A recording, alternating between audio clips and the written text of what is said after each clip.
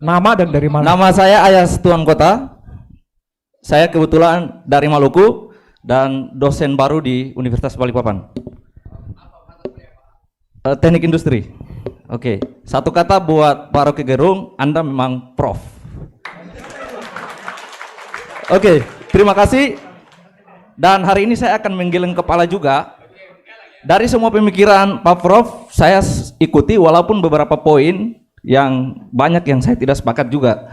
Oke, yang pertama ketika berbicara tentang NKRI harga mati, saya sudah mencoba, kita sudah beberapa kali untuk meminta bahwa NKRI itu bukan harga mati. Buktinya kita minta merdeka, Maluku minta merdeka, tidak dikasih. Dan kemudian dulu saya punya militansi itu kuat. Kemudian bahkan kalau misalkan Pak Rocky Gerung bilang bahwa kita harus mendirikan negara federasi seperti Amerika, bahkan saya bilang saya mau merdeka sendiri. Tapi fakta membuktikan bahwa konflik Indonesia tidak semudah membicarakan tentang konflik seperti di Amerika. Saya sudah merasa itu, saya korban 99 dan saya harus bergulat dengan politik 99 untuk menyatakan kemerdekaan, menentang pemerintah rezim Soeharto, toh ujung-ujungnya masyarakat menjadi korban. Makanya saya hari ini masih bertahan di NKRI harga mati, walaupun bukan pemerintah buat saya harga mati, gitu. Itu perspektif saya, dan saya menentang betul bahwa NKRI harga mati dari pemerintah, saya tentang, sepakat. Karena kesejahteraan masyarakat Maluku hari ini tidak pernah sejahtera, tapi bukan berarti saya tidak NKRI, gitu. Itu yang pertama. Yang kedua, saya tidak sepakat bahwa kita akan mencoba dalam sebuah dialektika, logik kita mengatakan bahwa kenapa kita tidak mencoba negara kecil seperti negara bagian dan sebagainya. Dan saya rasa mungkin cukup di forum ini untuk kita membicarakan itu, karena fakta di lapangan kita pasti akan berkonflik. Oke, seandainya semua orang berpikir seperti Pak Prof, maka saya yakin saya orang pertama yang akan minta merdeka, gitu. Yang berikutnya, hari ini saya melihat Kaltim, pendapatan bagi hasil Kaltim itu hanya 10,74 triliun. Dari total yang saya lihat dari Pak Rektor mengatakan ada sekitar 400 triliun. Artinya hari ini Kaltim mendapat bagi hasil yang sedikit. Nah, kalau saya merasa itu masih untung. Saya APBD-ku dari tahun ke tahun itu cuma 2,4 triliun. Itu yang tertinggi. Dan hari ini kita tidak pernah mengatakan bahwa kita harus minta merdeka dari NKRI. Karena saya tahu mafia sejati di Indonesia ini bukan hanya tentang presiden, bukan tentang menteri. Mafia itu ada di sekecil-kecilnya di tengah-tengah masyarakat kita. Pemerintah daerah itu mafia yang paling terbesar yang saya rasakan. Gitu. Contoh, ketika IKN pindah di sini, saya sudah pernah meneliti, tapi saya tidak berani untuk mengungkapkan tulisan saya tentang itu. Mafia tanah yang ada di Kaltim itu paling besar sekarang. Dan siapa yang punya mafia tanah itu kita lihat ada yang pernah menjadi tersangka. Saya harus jujur di sini tentang mafia tanah. Kita tidak semerta-merta bukan berarti saya pro dengan Jokowi, tidak. Tetapi ketika Pak Rocky menghadirkan pembandingnya Jokowi, misalkan Anies Baswedan, saya tidak sepakat. Ketika oke, saya tolak Jokowi, tapi bukan berarti Anies. Artinya kalau saya mengkritik Pak Rocky itu adalah ketika menghadirkan lawan politik yang tidak sebanding menurut saya, menurut perspektif saya. Mungkin nanti bisa dikritisi. Yang berikutnya adalah ya Kak, boleh? Ya terakhir ya. Boleh. Boleh Sang. Boleh, saya ini karena tadi menyinggung tentang perempuan, saya mengingat perkataan Om Rocky. Ini sapaan akrab, boleh ya siapa enggak Om? Pak Prof pernah mengatakan bahwa perempuan itu dia indah sebagai fiksi dan dia buas sebagai sesuatu yang nyata. Nah, itu yang saya kritisi ketika Pak Prof membandingkan antara posisi perempuan yang harus secara patriarki yang Pak Rocky kritisi. Dan saya mau mengatakan bahwa perempuan itu dia indah bukan hanya secara fiktif, tapi di depan mataku dia begitu indah. Gitu. Jadi bukan hanya fiktif saja bahwa dia indah, tapi kenyataannya dia indah. Begitu. Terima kasih. Wassalamualaikum warahmatullahi wabarakatuh. Saya kira langsung dijawab langsung ya oleh Bung Rocky. Saya tangkap ini persoalannya adalah soal kesejahteraan yang menurut Mas itu dibajak oleh elit baik di tingkat nasional ataupun lokal ini. Oke, saya senang banget karena umpan saya berhasil. Semua orang menggeleng hari ini dan saya kasih A+. Tadi saya bicara tentang environmental ethics. Environment itu harus dibaca di dalam sistem bumi itu, bukan lokal. Jadi kalau saya bilang environment, artinya saya paham bahwa kepak sayap kupu-kupu di hutan Amazon bisa menimbulkan badai di California. Badai di California bisa membatalkan panen jagung di Bima. Panen jagung yang batal di Bima bisa memiskinkan orang Ambon. Orang Ambon yang miskin bisa menghasilkan radikalisme baru. Itu yang disebut cara berpikir environmental ethics. Itu intinya tuh. Jadi kalau misalnya kita tanya, ibu kota baru itu indah di mana? Lalu Pak Jokowi buka laptopnya. Lalu oh ya indahnya di laptop Pak Jokowi. Tapi itu bukan environmental perspective. Itu artinya melihat environment. Kalau kita lihat dari udara, tutupan hijau Indonesia itu makin lama makin banyak. Jadi kalau dibilang itu apa namanya tanah merah yang terbengkalai, sekarang tutupannya makin banyak. Tetapi itu dilihat dari udara. Kalau kita periksa, dia jadi hijau karena lapangan golf, karena sawah, karena jagung. Itu bukan yang disebut keanekaragaman hayati. Jadi kalau sekedar memperlihatkan, nanti juga Pak Jokowi bilang secara statistik Anda lihat ini hijau semua. Iya, tapi hijau karena lapangan golf. Itu bukan reboisasi itu. Itu intinya. Saya kasih perbandingan misalnya tuh. Papua itu punya hutan 37 juta hektar. 80% adalah hutan primer. Di dalam hutan primer itu ada kurang lebih 20.000 jenis tanaman. Jenis ya. 600 jenis mamalia. 7.000 jenis ular. 120 jenis serangga. Dan 400 masyarakat adat. Di hutan 37 juta itu. Lalu diputuskan oleh kabinet, kita akan bikin food estate di situ. Konsekuensinya, babat hutan itu, bikin jalan di tengah hutan itu. AMDAL artinya tanya pada penghuni habitat itu, cacing, Anda mau nggak dipindahkan dari gemburnya tanah? Masyarakat adat mau nggak digusur dari tanah adatnya? Pohon mau nggak ditebang untuk food estate? Lalu orang berpikir gila apa? Nanya pada cacing, nanya pada pohon itu. Karena pada waktu itu kira-kira 8 atau tahun 70-an nggak ada yang disebut perspektif hukum lingkungan. Tapi satu waktu di Amerika ada wilayah yang hendak dibabat untuk dijadikan semacam ancol gitu, taman hiburan itu. Dan seorang profesor hukum menghalangi ditebangnya sebatang pohon. Si profesor bilang begini, pohon itu punya hak hukum untuk membela dirinya ke depan pengadilan. Namanya legal standing. Semua orang anggap gila, pohon nggak bisa berjalan depan pengadilan. Datang before the law untuk mempertahankan haknya. Tetapi si profesor bikin perumpamaan. Sebatang pohon dilindungi oleh masyarakat adat yang ada di sekitar pohon itu. Jadi masyarakat adat bisa mempertahankan hak pohon itu. Dari situ timbul istilah legal standing. Paper kecil yang ditulis oleh sang profesor, namanya Christopher Stone, tahun-tahun 70-an, judulnya Should Trees Have Standing? Apakah pohon punya hak untuk mempertahankan diri? Kan dia bukan manusia. Akhirnya pikiran dunia berubah, yaitu pakai perspektif environmental ethics. Hak sungai untuk mengalir bukan dari gunung ke laut, tapi hak sungai untuk mengalir ke atas melalui kapiler pohon. Jadi setiap pohon adalah sungai kecil. Radikal memang cara berpikirnya.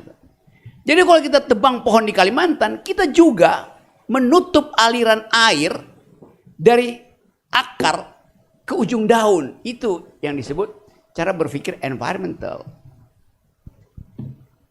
Dan ini memang revolusioner. Karena kita menganggap bahwa habitat itu adalah hak ekonomi dari manusia. Itu pendekatan antropologis tuh. Filsafat lingkungan atau ilmu lingkungan mengubah cara berpikir itu. Nah itu yang saya kritik tadi. Betul Pak Rektor katakan tadi bahwa pada akhirnya ada keuntungan, ada manfaat. Memang, tapi itu manfaat lokal yang bertentangan dengan prinsip kepak sayap kupu-kupu yang hilang di Kalimantan bisa menimbulkan badai di Nusa Tenggara Barat. Itu yang namanya keadaan homeostatis yang diganggu. Itu cara berpikir filosofi itu. Lain dengan cara berpikir kabinet pasti menganggap bahwa oke, lebih baik diaktifkan lebih dahulu, ada daya beli. Tapi saya tahu kecerdikan dari rektor Uniba. Yaitu yang penting jalannya dibikin dulu. Airnya dialirin dulu. Itu juga berguna sekali kan. Jadi kalau IKN-nya batal, Pak Rektor, bagus juga. Batal, tetapi jalannya udah jalan. Kan begitu. Kecerdasannya begitu. Nanti saya akan bocorkan ilmu ini ke rektor-rektor yang lain. Supaya minta dana riset penting itu agar supaya ada pertukaran pikiran semacam ini di universitas, yaitu duel argumen. Biasa aja kan. Tapi kalau misalnya ilmunya Pak Rektor ini diketahui publik, semua kota provinsi akan minta dibuatkan ibu kota. Supaya ada jalan tol dibangun, supaya macam-macam gitu kan. Tapi sekali lagi saya terangkan itu dari perspektif filosofi. Saya ambil bagian makronya itu. Karena kalau kita bicara tentang environment, kita harus kaitkan dengan efek ekologisnya terhadap keadaan lain di tempat yang lain, bukan sekedar di Indonesia tapi di tempat yang lain tuh. Itu poinnya. Tapi ini bab pertama, nanti kita akan bicara lagi dan kan itu pentingnya percakapan di dalam ruang kampus semacam ini. Kalau saya bercakap-cakap di DPR udah pasti dari awal DPR ngapain dengar si Rocky itu. Dia ngomongin filosofi itu. Nah, orang yang buta huruf filosofi itu buta huruf semua ilmu. Yes, karena filosofi is the mother of sciences. Itu. Jadi saya ingin pastikan bahwa percakapan ini adalah percakapan akademis. Saya pindah pada soal tadi, soal NKRI harga mati itu. Kalau kita lihat sejarah bangsa-bangsa, semua persatuan yang dipaksakan dalam bentuk harga mati, pan Americana, pan Britannicana, atau pan Sovietika, itu semuanya berantakan. Kenapa? Karena selalu ada keinginan untuk mengendalikan dari pusat. Itu bahayanya tuh. Dan pengendalian itu jadi racun di dalam diri kekuasaan. Kekuasaan selalu ingin mengendalikan.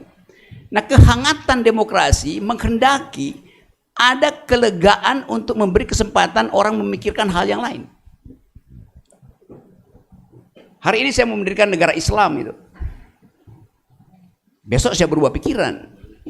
Karena saya anggap mendirikan negara Islam dengan hasil statistik bahwa partai Islam cuma 12%, nggak mungkin saya lakukan. Tapi di hati saya ingin. Kenapa? Karena saya hitung keadilan versi Islam lebih bagus dari keadilan versi kapitalis. Jelas. Saya dalilkan itu. Tetapi begitu saya bangun pagi, saya lihat faktanya. Partai Islam itu cuma 12%. Nggak mungkin saya buktikan. Oke, saya pindah. Saya mau jadikan bermimpi bikin negara komunis tuh. Karena komunisme adalah dialektika, hasil dialektika dari kapitalisme itu. Saya ingin lakukan, tapi saya baca koran pagi-pagi, model terakhir dari negara komunis tinggal bukan Korea Utara. Cina udah kapitalis itu. Jadi bayangan saya tentang komunisme yang diajarkan oleh Marxisme beda dengan yang dihasilkan di Korea Utara yang otoriter. Hilang mimpi saya, tapi pikiran itu tetap ada. Saya ingin Kalimantan Timur merdeka. Karena saya anggap negeri ini punya semua potensi. oksigen berlebih, semua mineral ada di sini, otaknya, IQ-nya menyala-nyala. Tapi ketika saya ingin Kaltim merdeka, lalu saya diganggu, nanti Ambon ikut merdeka, nanti Aceh ikut merdeka. Padahal saya baru mau bikin contoh Kalimantan Timur merdeka. Kalau dia sukses silahkan contoh Ambon itu. Kan begitu jangan berpikirnya. Jangan merdeka dulu, lihat contohnya dulu. Atau saya balik, Ambon duluan, nanti Kalimantan Timur lihat itu kan. Kan ini cuma ada di dalam pikiran. Ini blueprint ada di situ. Blueprint itu ya tetap blueprint, belum diprint. Jadi ya silahkan menggeleng terus. Tapi saya selalu menganggap bahwa bangsa ini harus dicairkan cara berpikirnya. Yang terlalu beku, harga mati. Apa tuh yang harga mati? Pancasila adalah ideologi negara tuh. Mana ada negara berideologi di dunia ini? Nggak ada. Satu-satunya negara terakhir yang berideologi ya fasisme. Di Jerman Nazi itu. Dan Korea Utara tuh. Cuman itu negara berideologi. Kan yang berideologi itu orang yang hidup. Negara itu barang mati. Konstruksi hukum. Ngapain punya ideologi? Ngaco cara berpikirnya kan. Tapi disebutkan, di mana pernah disebutkan bahwa Pancasila itu adalah ideologi negara? Di mana coba? Nggak ada. Bahkan Bung Karno bilang bahwa Pancasila itu adalah fondasi filosofi. Filosofi Grondslag. Fondasi filosofi. Filosofi artinya boleh dipertengkarkan melalui kayak tadi. Di mana ada coba? Pak Harto bilang Pancasila itu adalah asas tunggal. Asas, bukan ideologi itu. Jadi ajaib kalau Presiden Jokowi bilang ini ideologi negara. Dan gak ada yang protes. Saya yang membaca draft perdebatan itu tahu bang nggak pernah disebut Pancasila itu ideologi itu. Tapi kan orang nggak mau protes itu yang ngomong adalah bapak bangsa tuh. Enggak, dia bukan bapak bangsa. Dia kita pilih untuk diganti. Kalau bapak itu kita pilih untuk tidak diganti. Beda perspektifnya. Itu kecerdasan begitu dong. Kan itu intinya berpikir kan. Jadi sekali lagi oke, tadi Pak Rektor bilang apa pasti ada sesuatu yang baik. Pak Jokowi itu bagus sebagai kepala keluarga. Tapi buruk sebagai kepala negara. Yes. Kecuali Pak Jokowi lakukan sesuatu beyond the call of duty, melampaui apa yang dibebankan pada dia, baru kita kasih pujian. Kalau Anda mahasiswa misalnya, Pak Rocky, saya dapat A, kasih saya pujian. A itu tertinggi apa terendah? Tertinggi, Pak. Ya memang tugas mahasiswa cari nilai tertinggi. Ya ngapain saya puji, memang itu tugas saudara kok. Kan itu kan. Kecuali Anda dapat A plus itu nggak ada. Jadi kalau Anda dapat A, memang itu tugas Anda. Pujian diberikan kalau Anda melampaui tugas Anda, itu namanya. Kita puji pahlawan karena pahlawan melakukan suatu tindakan beyond the call of duty, melampaui kewajibannya tuh. Maka kita sebut dia pahlawan. Jadi sekali lagi, semua yang kita ucapkan di sini adalah upaya untuk mendialektisir kemapanan atau bangsa ini kan mengalami substansialisasi itu, membeku itu pikirannya, takut berpikir alternatif itu. Dikit-dikit makar, apa makarnya tuh? Orang berpikir aja kok makar itu. Iya kan? Apa namanya, tempat jin buang anak. Ya imajinasi aja tuh, orang Betawi itu kalau bercanda begitu.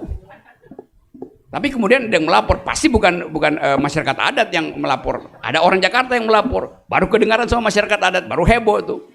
Padahal apa poinnya? Besok saya jadi saksi ahli lagi buat saya dimulai bilang. Ya. Nanti saya bilang Kalimantan Timur bukan tempat jin buang anak. Tapi tempat jin berakal. BA juga, Uniba.